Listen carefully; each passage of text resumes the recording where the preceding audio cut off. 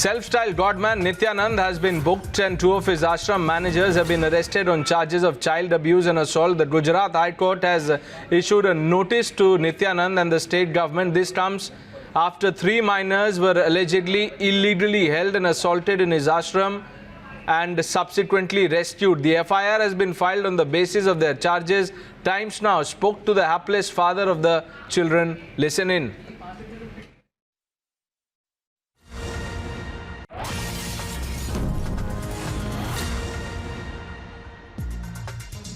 I have to recover some more Nandita because she cried.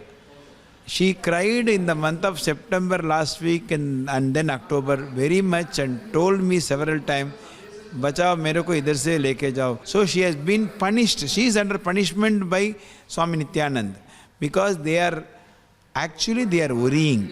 If she, Nandita, is coming out, maybe lot of things will come out. Now, Kalpalata, my third daughter, who is actually started sharing.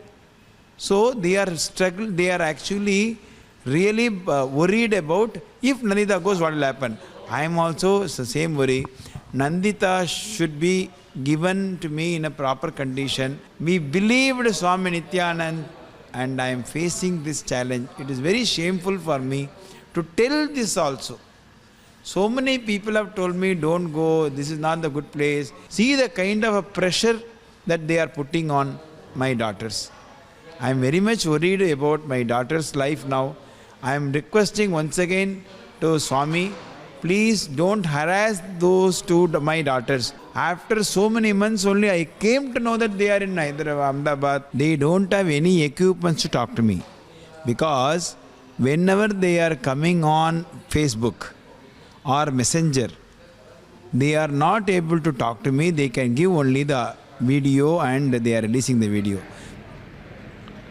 Deepak Bopanna live on the broadcast. Deepak, what are you picking up? Since June last year, the whereabouts of Nithyananda is not known.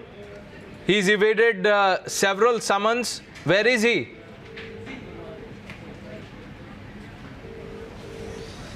Well, you know, time and again there are some videos that are released, and of course his social media pages are active about him preaching in different ashrams, but of course the specific locations don't remain, I mean it remains quite elusive. But of course now the officials are on the lookout, probably will question him with regard to this FIR and also with regard to, you know, whether kids were forced into labor in this particular ashram, or that is in Biddi in Bengaluru, or even in Gujarat or in Tamil Nadu. So all of these aspects will be looked into, considering there's an FIR that has been registered. 2 people have already, of course, been taken into custody and they are being quizzed. Now the question really lies as to what's really happening inside this ashram. The ashram or Nithyananda himself are not new to controversy, be it the rape charges against him in 2010 or the case of a mysterious death in his ashram in 2014, where the family alleged that the woman who died had no heart condition, but the ashram claimed that she died of a heart attack. So this, of course, now comes as a new charge about how children are used to actually go ahead and collect donations so that the ashram continues to run, and also verbal abuse on the children itself in the ashram are the charges that have been levied. Now, of course, with the Ahmedabad police that are investigating this case, they will look to even question Swami Nithyananda. Sadhvi Pranpriya and Priya Tattva, the 2 people who have now been questioned and also in custody at this point in time, based on inputs and also details given by a few children who were rescued from this particular ashram. It's said that after this father went ahead and filed an FIR while the investigation was going on, they did not want any of the kids to speak to the police or anybody around. Right, that's stay with us. More breaking inputs coming in. Times Now has also spoken to the police officer investigating this case and he's revealing the brutality. Allegation किया है कि जो फरियाद की है इसमें main तो दोनों लड़कों को हेरेसमेंट करते थे, बाहर मजदूरी करवाते थे, इसको अपहरण कर एक अलग जगह पर ले गए थे, इसका संपर्क में नहीं आने देते थे। वो सभी इसकी जो फरियाद में हकीकत थी, इस आधार पर हमने इन्वेस्टिगेशन किया तो आश्रम में से इसका एविडेंस मिला कि इसकी कोई साधन सामग्री मिली बच्चों की। इसके बाद साधन में से एक चाबी मिली, वो पुष्पक सिटी बंगलोज की थी। वहाँ जाकर हमने इन्वेस्टिगेशन किया, सर्च किया तो वो पता चला कि वो बंगलों में भी दोनों लड़कों की साधन सामग्री थी और आश्रम की भी पूजा पाठ की सभी सामग्री थी, इसलिए वो प्रूव होता है कि भाई आश्रम के सिवा इसने अन्य जगह पर लेकर इसको अपहरण कर वहाँ रखा था। इस आधार मुताबिक हम दोनों साध्वियों को आज सुबह में अरेस्ट कर लिया है। दोनों का बैकग्राउंड क्या है और क्या कार्रवाई रहेगी अब? बैकग्राउंड तो वो तो दो नित्यानंद जो आश्रम चला रहे हैं, इसकी मेन दोनों साध्वी है, वो गुजरात का जो आश्रम है इसका संचालन कर रही है। किस तरह से वो डोनेशन ले रहा था, किस माध्यम से ले रहा था, किस बैंक थ्रू आ रहा था, वो सभी इन्वेस्टिगेशन का अभी चल रहा है। इसके बाद में पता चलेगा कि किस तरह से वो डोनेशन ले रहा है। The police also clueless despite multiple summons, Deepak. Nithyanand has failed to appear in court since June 2018. It's been more than a year, but the police has no clue about his whereabouts. Well, definitely it's time to really have the cops looking into what are the wrongdoings that happen inside the ashram, if there are any. And of course, these charges that have been leveled by this father, there have been counters that's come in from the ashram in the past as well, going on to say that the children themselves have gone ahead and alleged that the family had subjected them to sexual abuse.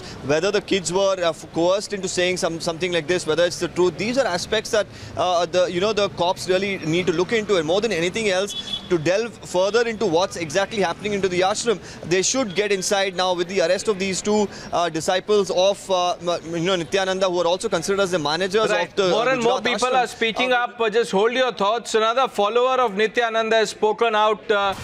Listen into this chilling account.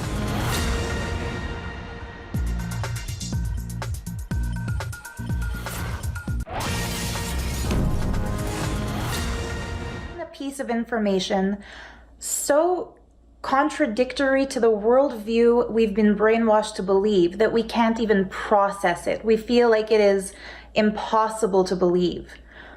But because this was a girl who I trusted, a girl who I knew very well, whose parents I had spent a lot of time with, I listened and I asked her, why did you fake these powers?